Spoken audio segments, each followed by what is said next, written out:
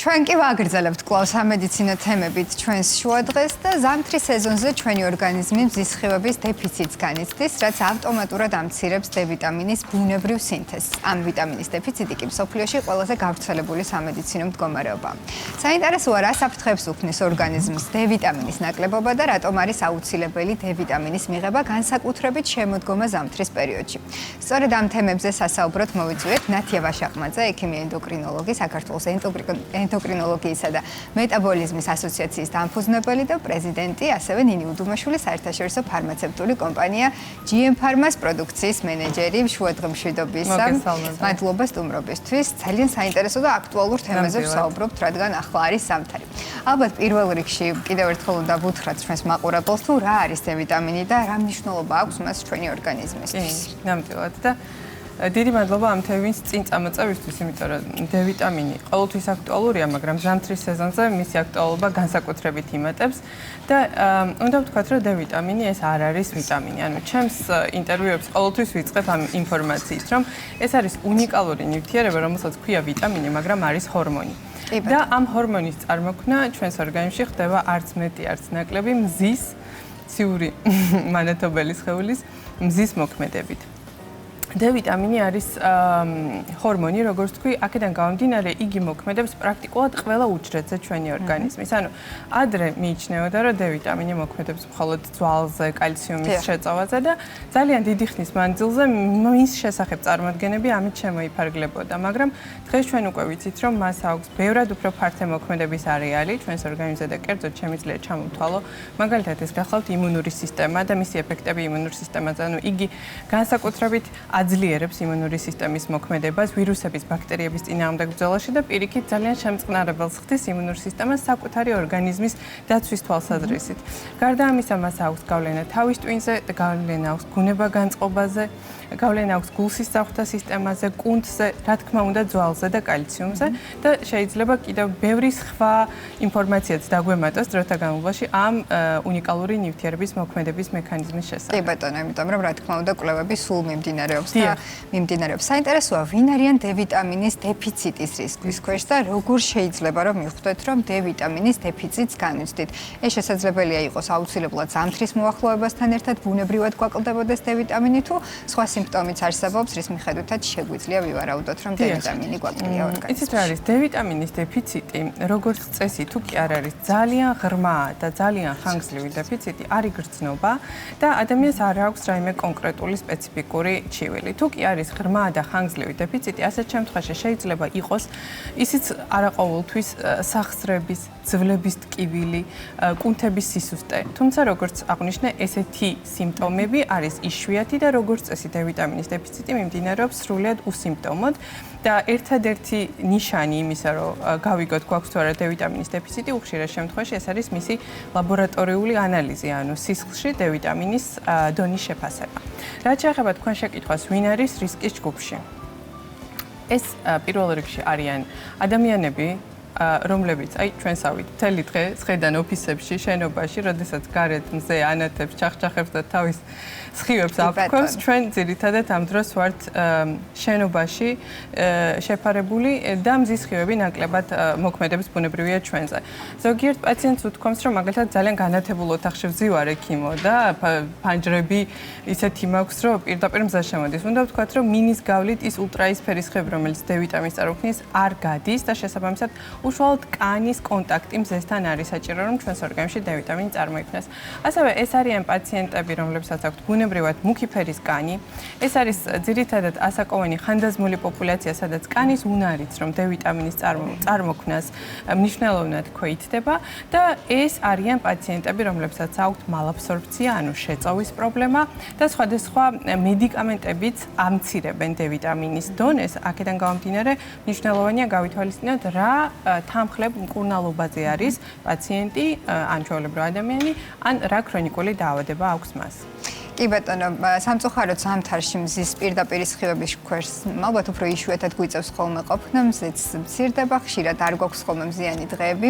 საქართველოში მიუხედავად იმისა, რომ წელს ძალიან თბილი ზაფხული გვაქვს მაინც. ძალიან კარგი შემოდგომა და ზამთარი. ზამთარი გვაქვს ძალიან თბილი, თუმცა ჩვენ შეგვიძლია რომ მედიკამენტოზურად შევსვათ ეს დეფიციტი, ხო? როგორ უნდა შევარჩიოთ D ვიტამინი ამ შემთხვევაში? პირველ რიგში, რასაც ვაკეთებთ სტანდარტულად, ეს არის D ვიტამინის დონეს საზღვრავთ სისხლში და არსებობს ესე იგი დადგენილი დიაპაზონი ნორმის, რომელიც არის ოფიციალურად 30-დან 100 ნანოგრამ მილilitrამდე, ეს არის ნორმა, თუმცა აქაც გამოვყოფდი ოპტიმალურ დონეს, რაც გახლავთ 30-დან 50 ნანოგრამ მილilitrამდე, როცა ყველაზე ეფექტური და სასარგებლოა D ვიტამინი ორგანიზმისთვის და თუ ამ ფარგლებში არ ჯდება პაციენტის D ვიტამინის დონე, ასეთ შემთხვევაში ჩვენ ვიყენებთ სამკურნალო დოზებს.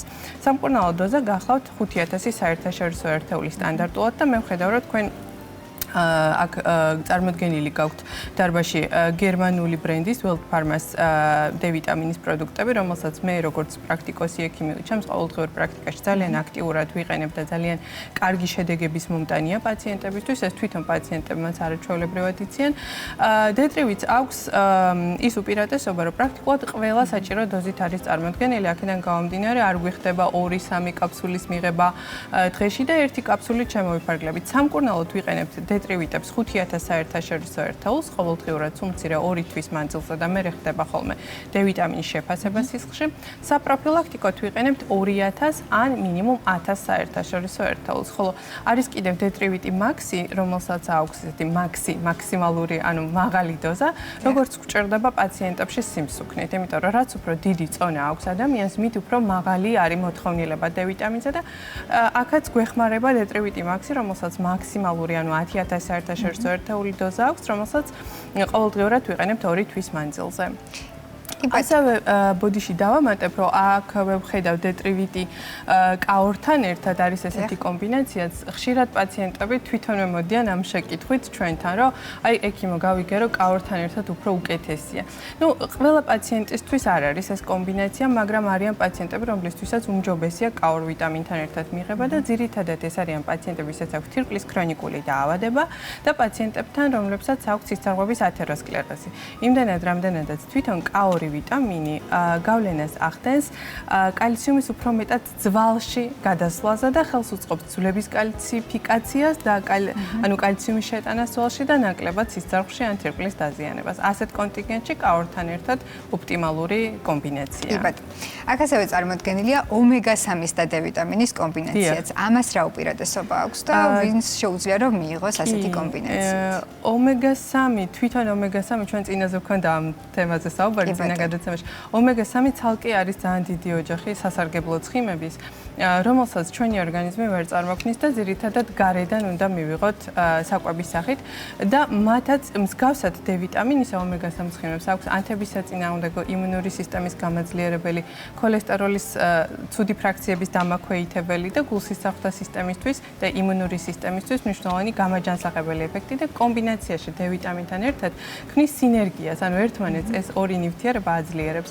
ასეთ კომბინაციას მე პირადად ვირჩევ პაციენტებთან, რომლებიც თევზს ნაკლებ მოიხმარენ, იმიტომ რომ ომეგა-3 ძირითადად თევზიდან მოდის და თუ საკვებ რაციონში მისი რაოდენობა დეფიციტურია, ასეთ შემთხვევაში ოპტიმალურია ერთ კაფსულაში 2 სასარგებლო ნივთიერება ერთად. კი ბატონო, და ნინი, თქვენ მინდა გკითხოთ, როგორც ვიცით, ფარმაცევტული კომპანია GM Pharma ამ საკვები დანამატების მიმართულებით საკმაოდ მრავალფეროვან არჩევანს თავაზობს მომხმარებელს. მოგვიყევით, რას თავაზობთ უფრო დეტალურად. მოგესალმებით კიდევ ერთხელ. პირველ რიგში წარმოდგენილი ვართ დღეს აღნიშნავ თქვენთან სტუდიაში GM Pharma-ს ცნობილი ევროპული ბრენდებით, რომლებიც იწარმოება გერმანიაში World Pharma-ს ქარხანაში და აუცილებლად საინტერესო შეთავაზების შესახებ უნდა გავაცნოთ ჩვენს მაყურებელს. ექსკლუზიურად PSP-ს საფთიაქო ქსელში აღნიშნულ ბრენდებზე დაგხვდება 1+1 შეთავაზება.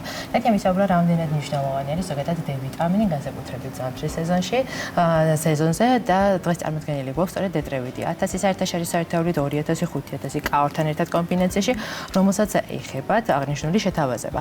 ასევე ძალიან საინტერესო კომბინაცია გვაქვს ომესამების დესამთან ერთად კომბინაციაში და ასევე პედიატრიული ფორმებით და ჩვენ ამაზეც ვისაუბრეთ, რამდენად მნიშვნელოვანია ზოგადად ბავშვთა ასაკში ომეგა-3 ცხიმოვანი მჟავები და ასევე ყოველდღიურ შეთავაზებაში ომესამის ჟელიბონის ფორმები დახდებათ ჩვენს მომხმარებლებს და ომესამის ჯუნიორი.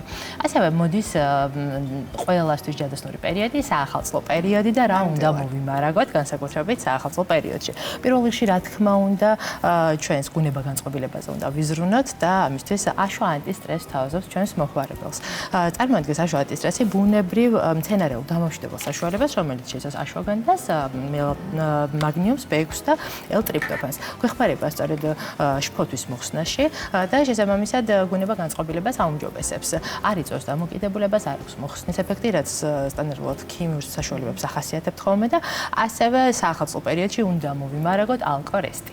გვინდა არ გვინდა საახალწლო პერიოდი, რა თქმა უნდა, ალკოჰოლთან არის დაკავშირებული და აქ ჩვენს მომხმარებლებს თავაზობთ ალკორესტს, რომელიც წარმოადგენს ასევე ბუნებრივ საშუალებას, სწორედ ნაბახუსების უსიამოვნო სიმპტომების მოსახსნელად, როგორც არის თავბრუსხევა, თავის ტკივილი და ასე შემდეგ. შესაბამისად, აღნიშნულ ჩამონათვალზეც ვრცელდება შეთავაზება და ასევე უნდა გქონდეს შუგა ნორმიც ოჯახში, იქიდან გამომდინარე, რომ შუგა ნორმი წარმოადგენს ბუნებრივ საშუალებას. შეიცავს ქრომს, დარიჩინს, თეთრი თუთის ექსტრაქტს და დარიჩინს და რაზე მოქმედებს. პირველ რიგში აქვეითებს მადას. საახალწლო პერიოდი დამეთანხმებით, რომ გაჯერებული არის მადენი ნახშირწყლებით, ტკბილზე მოთხოვნილებას ამცირებს, ასევე გვეხმარება წონის კორექციაში და ასევე სისხლში გლუკოზის დონეს ამცირებს. და ზოგადად ხშირად ვსაუბრობთ ხოლმე ზამთრის პერიოდში რესპირაციული ინფექციებზე და ცინკოვის ყველაზე ნაკლებად სჭირდება შეხსენება და ამეთანხმებით, თუმცა აქაც აუცილებლად მხედველობაში უნდა გქონდეს ცინკოვიდი იმუნო, ნეირო და ცინკოვიდი კარდიო, რომელიც დაგვეხმარება იმუნიტეტის გაძლიერებაში და შემდეგ უკვე თუ მაინც დავავადდით, ამ შემთხვევაში რაც შეიძლება მოკლე პერიოდში რომ მართოთ და ადვილად მარტივად გამოჯანმრთელებას შეუწყოთ ხელი და გვეხმარება თითოეული წარმომადგენელი ცინკოვიდების ოჯახიდან. ასევე განმეორდები, რომ 15 დეკემბრიდან 19 დეკემბრის ჩათვლით ექსკლუზიურად PSP საფთიაქო ქსელში დაგხვდება საინტერესო შეთავაზებები აღნიშნულ ბრენდებზე.